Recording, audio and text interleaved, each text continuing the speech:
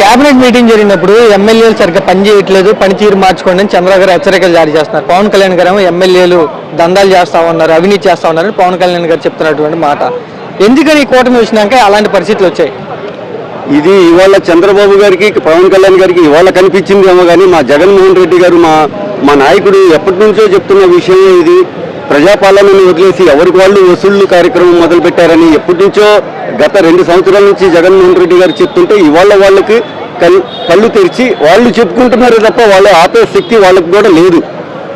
ఈ ప్రజా వ్యతిరేకతని చూసి 4 మాటలు మీడియాలో ఏదో 4 వెయ్యాలి అని ఒక ఉద్దేశంతో 4 మాటలు చెప్పారే కానీ చంద్రబాబు నాయుడు గారు కానీ పవన్ కళ్యాణ్ గారు కానీ కూటమి ప్రభుత్వంలో బీజేపీ భాగస్వామ్యంలో ఉన్న వాళ్ళ నాయకులు కానీ ఎవ్వరు కూడా ఏ ఎమ్మెల్యేని వాళ్ళ దండాలని ఆపమని చెప్పే శక్తి వాళ్ళకు కూడా లేదు.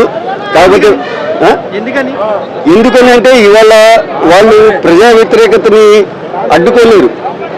ఎవరైనా సరే జగన్మోహన్ రెడ్డి గారి నాయకత్వాన్ని బలపరుస్తున్నారు. 40% ఓటింగ్ వచ్చిందంటే అది మామూలు విషయం కాదు. గత ప్రభుత్వంలో చంద్రబాబు గారు ప్రతిపక్షంలో ఉన్నప్పుడు వెళ్తుంటే ఏదైనా కార్యక్రమానికి ఎంతమంది జనాలు వచ్చారు. ఇప్పుడు జగన్మోహన్ రెడ్డి గారు ఏ పెళ్లికి వెళ్ళినా ఎక్కడికి వెళ్ళినా ఏ కార్యక్రమం పెట్టినా లక్షల్లో జనాలు వస్తుంటే వాళ్ళు చూసి ఊర్చుకోలేక వాళ్ళు మదనపడి ఇలాంటి ప్రచారాలు చేస్తున్నారు. ఎమ్మెల్యే నిజంగా జనాల మధ్యలో ఉండట్లేదు, జనాల కోసం పనిచేయట్లేదా? మన విజయవాడ పశ్చిమ నియోజకవర్గంలో మన ఎమ్మెల్యే గారు సుజనా చౌదరి గారు ఏ ఆగస్టు 15కో లేదంటే జనవరి 26కో లేదా పార్టీ కార్యక్రమాలకో తప్ప ప్రజల మధ్యకు వచ్చినట్టు ఒక్క దాఖలాలు కూడా ఎవరు చెప్పుకోవడానికి లేదు. ఆయన అసలు కనబడటమే లేదు.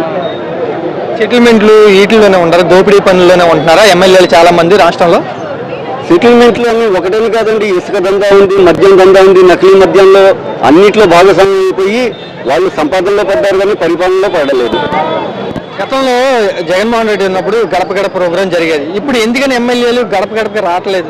అంత దమ్ము వాళ్ళకి లేదు. వాళ్ళు చేస్తున్నది తప్పులని వాళ్ళకే తెలుసు కాబట్టి జగన్మోహన్ రెడ్డి గారు అన్ని ప్రజల వద్దకే పాలనగా గాంధీ గారి సిద్ధాంతాన్ని తీసుకొచ్చి ప్రతి గ్రామానికి ప్రతి వార్డుకి ఒక సచివాలయాన్ని ఏర్పాటు చేసి ఉన్న ఎమ్మెల్యేలని కూడా వాళ్ళ పరిపాలన సరిగ్గా చూసుకోవడం కోసం గడప గడపకి పెట్టారు. అయితే వీళ్ళు చేస్తున్న తప్పులు వీళ్ళకి తెలుసు కాబట్టి గడప గడపకి వీళ్ళు రాలేరు, మొహాలు చూపించలేరు. అందుకోసం గడప గడప చేయట్లేదు.